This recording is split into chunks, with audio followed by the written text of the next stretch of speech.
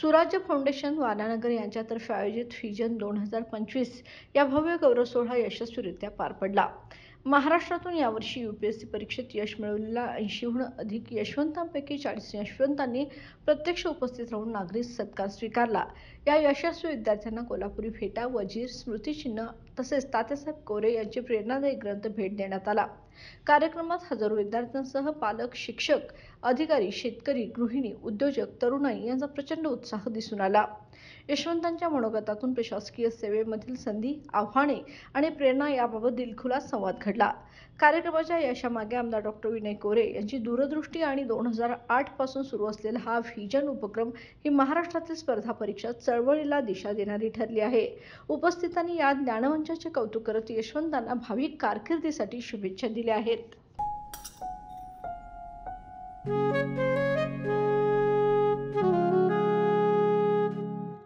बाबा, आज येताना बासुंदी घेऊन या ना। अगं, कालच आपण आईचा वाढदिवस होता म्हणून आणली होती ना।